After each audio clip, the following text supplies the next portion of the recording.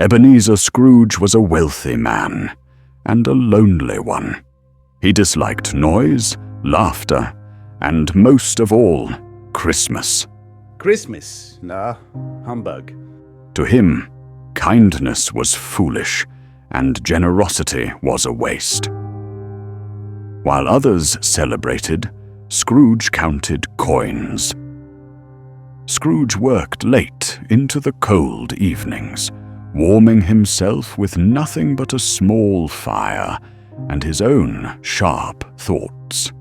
He paid his clerk, Bob Cratchit, as little as possible. He turned away the poor. He dismissed joy as weakness. Merry Christmas, sir. Scrooge silenced him with a raised hand and a look that froze the greeting in the air. And yet, Scrooge did not know that this Christmas would be different. That night, as Scrooge prepared for bed, the room grew strangely cold. And then he appeared, Jacob Marley, his former business partner, dead for 7 years. Marley's ghost was bound in heavy chains, long, clanking links that wrapped around his body and dragged across the floor. They were not made of iron alone, but of ledgers, keys, locks, and money boxes, the tools of a life spent counting wealth instead of caring for people. Jacob, why do you wear those dreadful chains? I wear the chain I forged in life, link by link, day by day. I made it from my greed, my selfishness, and my indifference to human suffering. You wear a chain of your own, Ebenezer. It was forged in the same way, and it is far heavier than mine. Marley warned Scrooge that the same fate awaited him. A restless eternity, wandering the world, unable to undo the harm he had ignored. But you still have a chance. 3 spirits will visit you before dawn. They are your last hope. With that, the chains rattled once more, and Marley was gone. But their sound remained. He was asleep when the first spirit arrived gently, glowing with memory. It took Scrooge back to his childhood. He saw himself as a lonely boy, left alone during holidays. He saw moments of happiness he had forgotten. Other children laughed together, rich in warmth they did not own.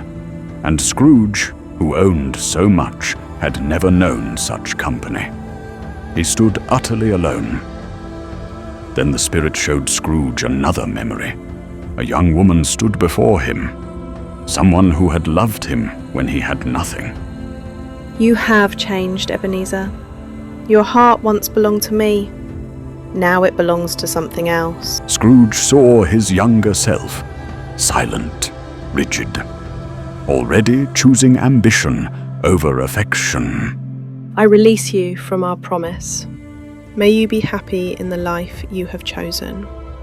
She left without anger, without blame, and Scrooge learned, too late, that he had not lost her because he was poor, but because he had begun to value money more than love. For the first time in many years, Scrooge felt regret. The second spirit arrived laughing, warm and bright. It showed Scrooge Christmas as it was happening now.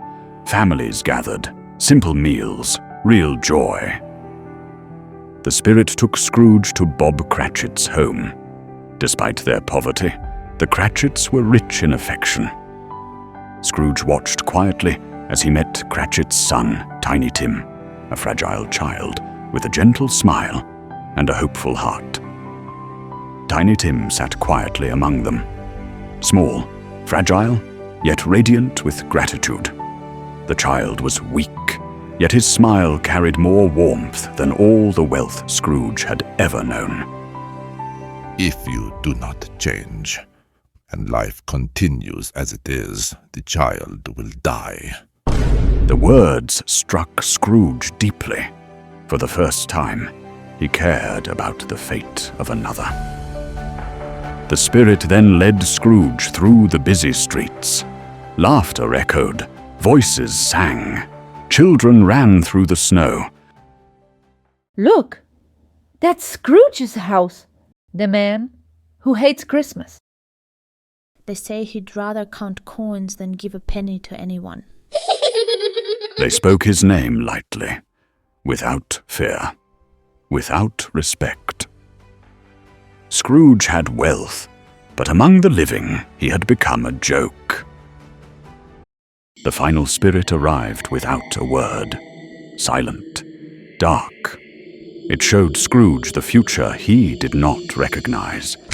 A man had died. The spirit carried Scrooge into a counting house, where a group of businessmen mocked the death of a colleague, treating it as trivial gossip rather than tragedy. Did you hear? He's dead.